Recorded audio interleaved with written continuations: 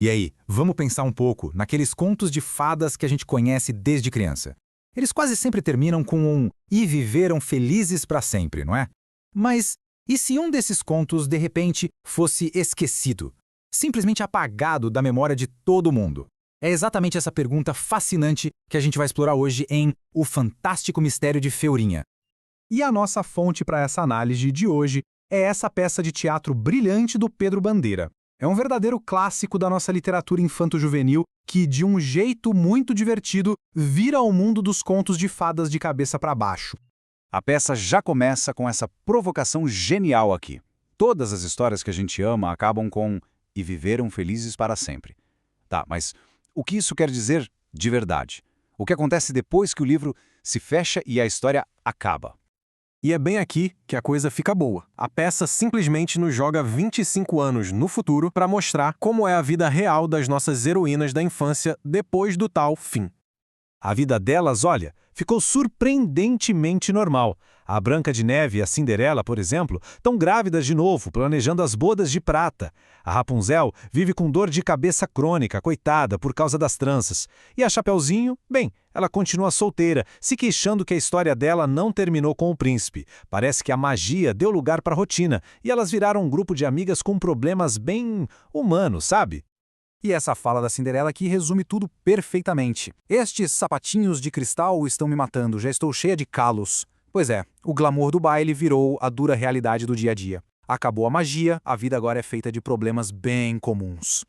Só que, no meio dessas reclamações todas, o clima de comédia some. E aí surge um problema muito, mas muito mais sério.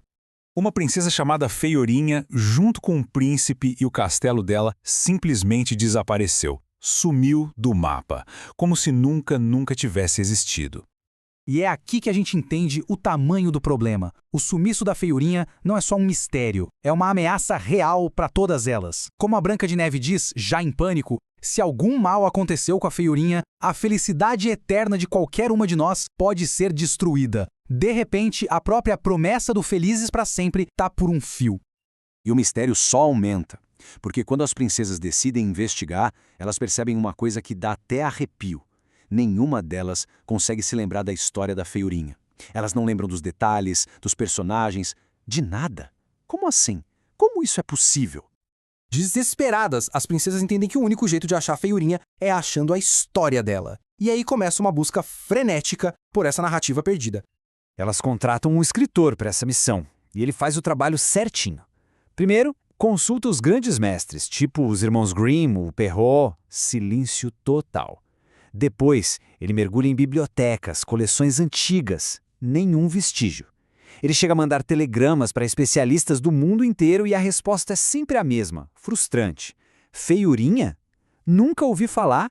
A história parece que simplesmente não existe no mundo dos livros.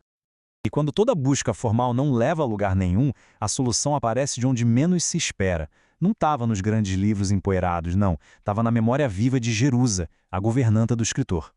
E é a Jerusa quem finalmente conta a história esquecida, um conto que foi passado de geração em geração só na base da palavra. E a história da Feurinha é incrível. Ela foi criada por 3 bruxas que inverteram completamente a percepção dela do mundo. Para elas, o que era belo era feio e o feio era belo. Imagina, um dente podre era lindo, cabelo sujo, o ideal. Tudo que a Feurinha tinha de bonito era considerado horrível, era um mundo de valores de ponta cabeça. A história se desenrola como um conto de fadas bem clássico. As bruxas, claro, com ciúmes, lançam uma maldição e transformam a Feurinha numa velha usando uma pele de urso enfeitiçada. Quando o príncipe volta, ele dá de cara com 5 velhas idênticas.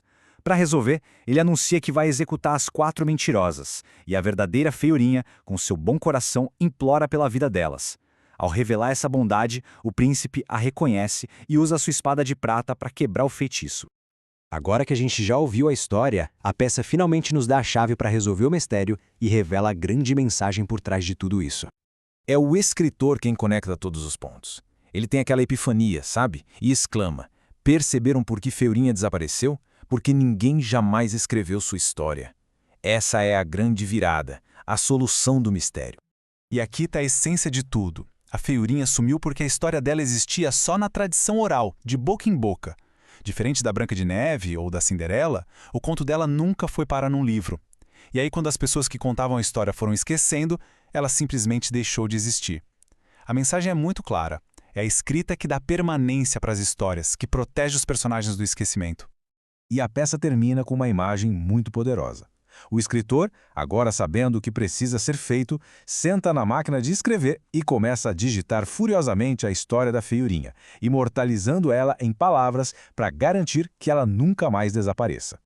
E isso tudo nos deixa com uma reflexão que vai muito além dos contos de fadas. A história da feiurinha é uma grande metáfora para todas as narrativas que correm o risco de se perder na nossa cultura. A pergunta final, então, fica para todos nós. Quais histórias a gente vai escolher salvar do esquecimento?